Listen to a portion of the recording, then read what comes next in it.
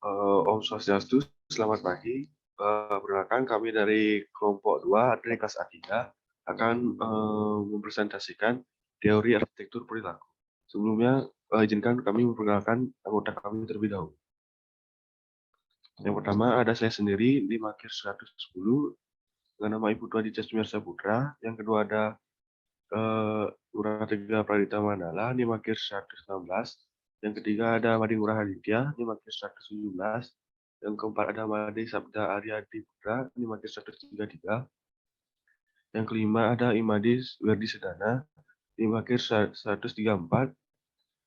Ada Igede Bagus Maesa Yura, di Makir 140. Berikutnya ada Imade Satya Wibawa, di Makir 147. Ada Nikomang Ayu Febri Antari Putri, di Makir 148. IKD Arya Dwi Putra Andana IKD Arya Dwi Andana Putra, di Makir 150. Dan terakhir ada Anak Agung Ayu Iswari Wijayanti, di Makir. Next.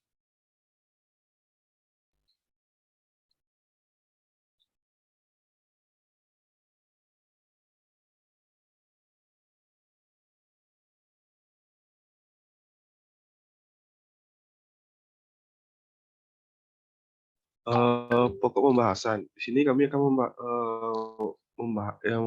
membahas pertama ada pengertian arsitektur perilaku, yang kedua ada bentuk perilaku, yang ketiga ada prinsip-prinsip arsitektur perilaku, yang keempat ada proses perilaku arsitektur, yang kelima ada lingkungan yang mempengaruhi perilaku manusia, yang keenam ada perilaku manusia yang mempengaruhi lingkungan, yang ketujuh ada faktor-faktor yang mempengaruhi perilaku manusia, yang ke-8 terakhir ada kesimpulan. Berikutnya akan dijelaskan oleh teman saya.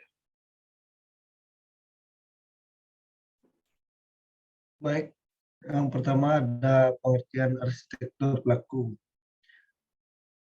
Arsitektur pelaku merupakan pendekatan yang memiliki hubungan perilaku manusia dengan lingkungan. Arsitektur sebagai pertimbangan penerapan desain. Penerapan desain akan mengarah kepada perbaikan lingkungan. Arsitektur selanjutnya yang mampu mewadahi pola perilaku sesuai dengan kebutuhan pelaku kegiatan.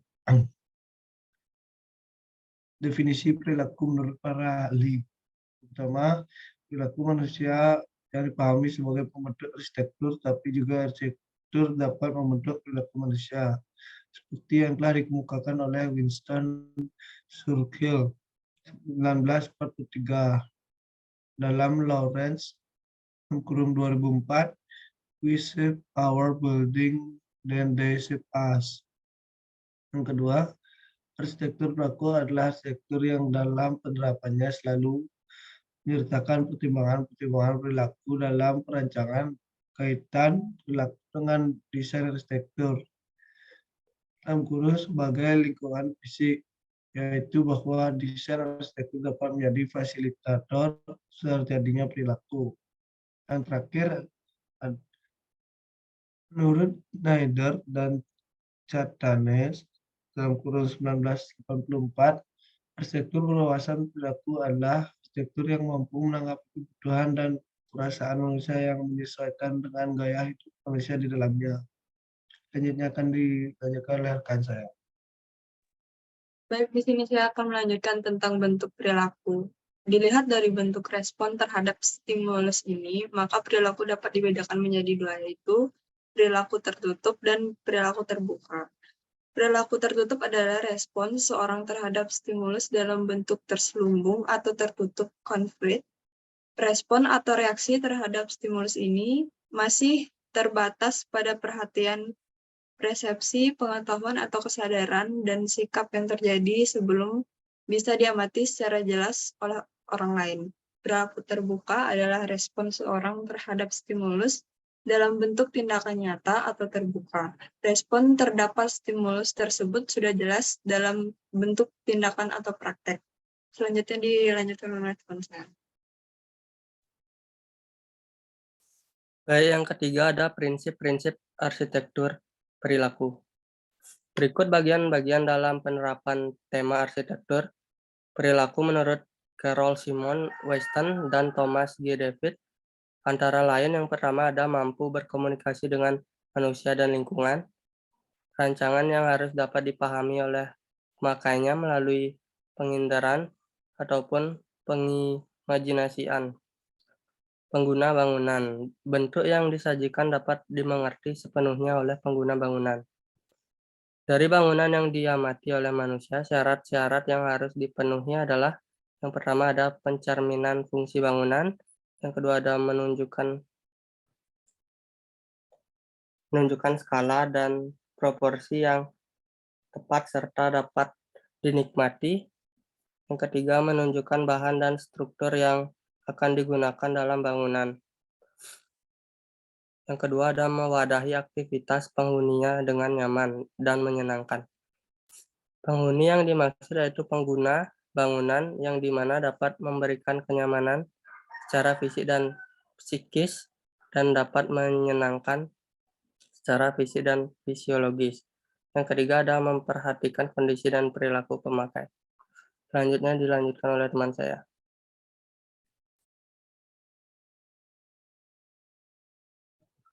Baik, di sini saya akan menjelaskan proses perilaku arsitektur. Yang pertama ada proses individual.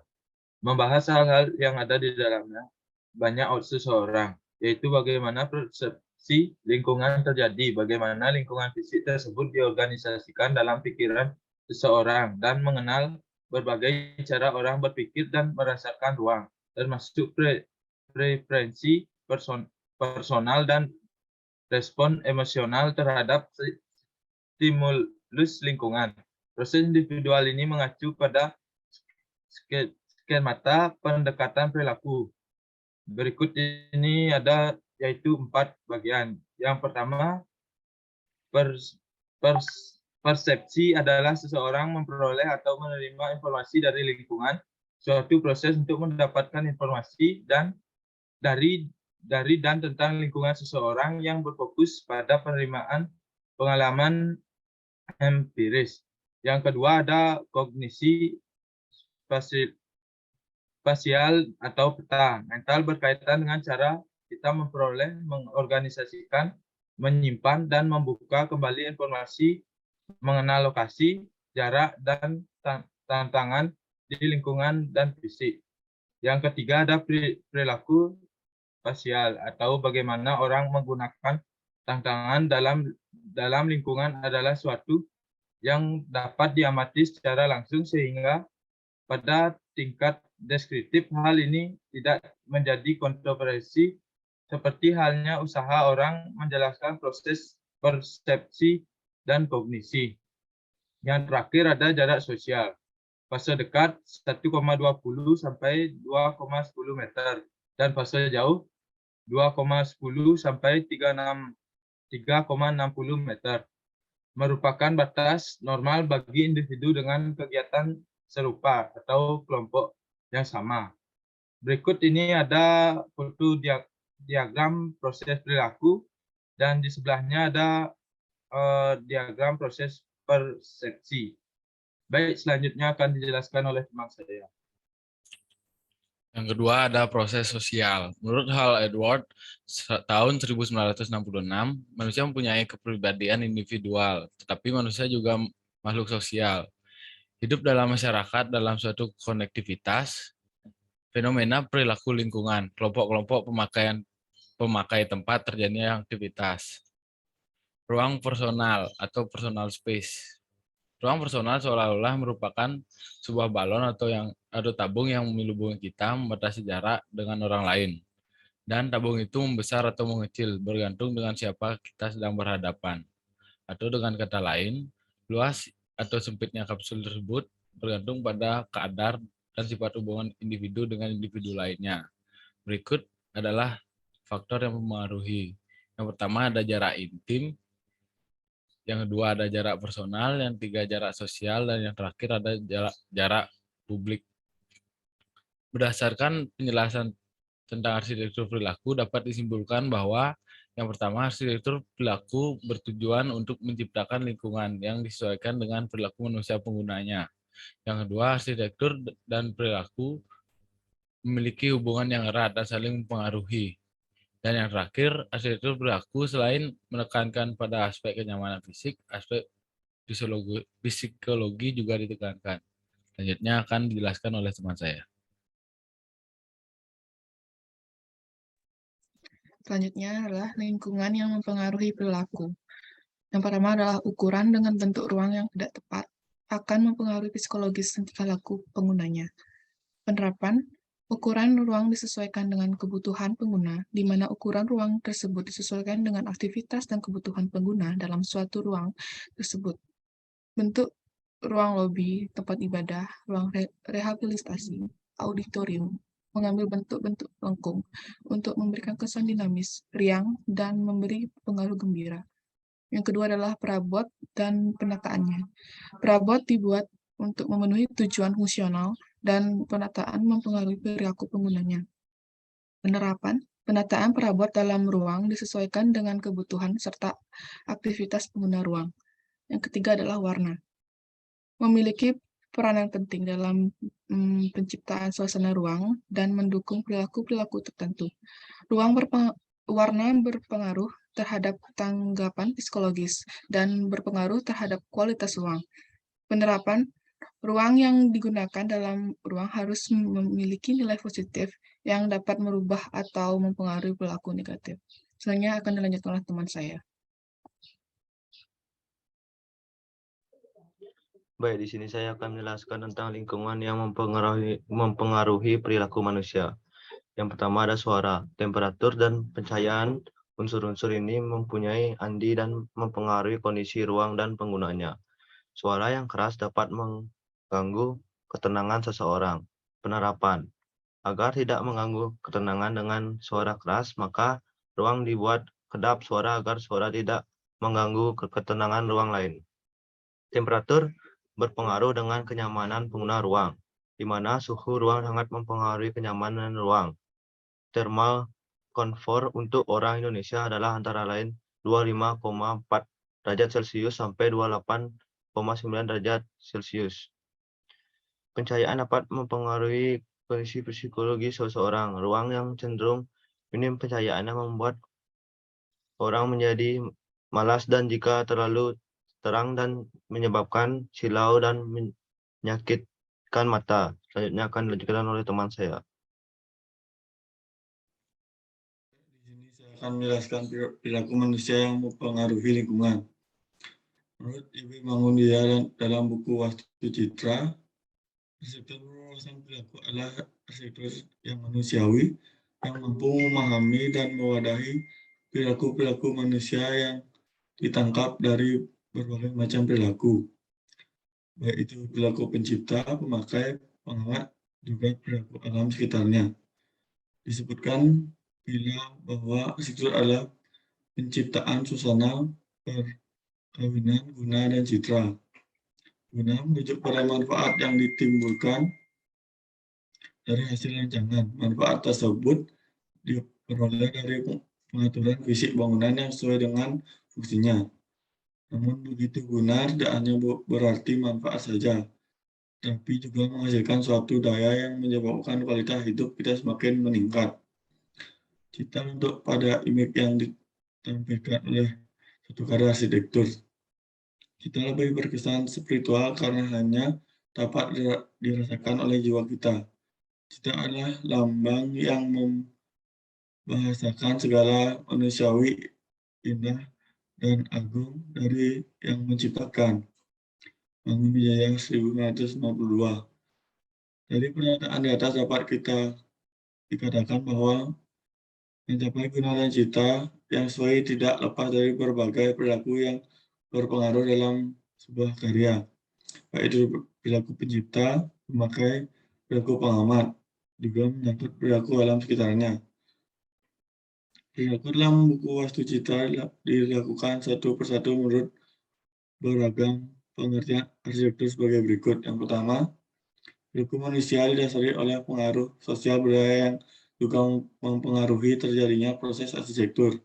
Yang kedua, perilaku manusia yang dipengaruhi oleh kekuatan religi dan pengaruh nilai-nilai kosmologi. Yang ketiga, perilaku alam dan lingkungan mendasari perilaku manusia dalam arsitektur. Yang keempat, dalam berarsitektur terdapat keinginan untuk menciptakan perilaku yang baik. Contoh perilaku yang mempengaruhi lingkungan. Yang pertama, yang merusak, yang pertama membuang sampah sembarangan, ada polusi udara di motor kendaraan ataupun yang lainnya. Yang kedua, memelihara. Contoh yang pertama, membersihkan lingkungan. Yang kedua, mengurangi sampah plastik. Baik, presentasi selanjutnya akan dilanjutkan oleh teman saya.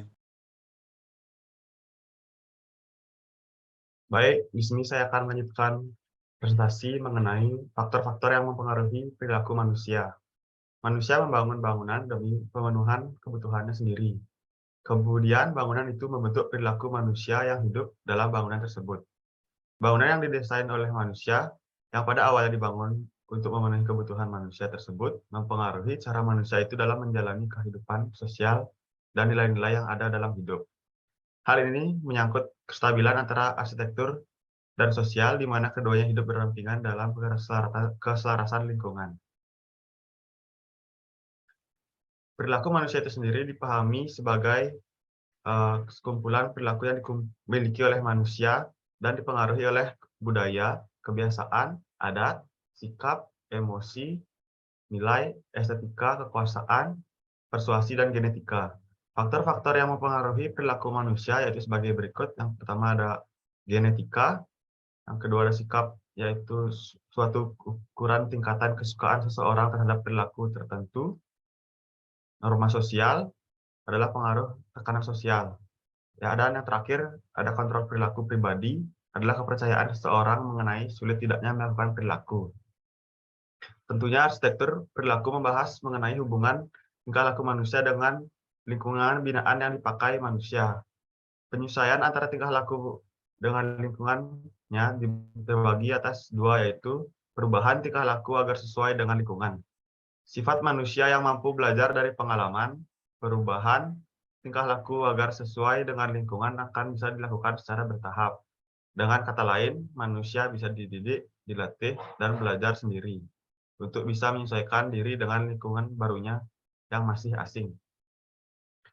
Perubahan lingkungan agar sesuai dengan tingkah laku.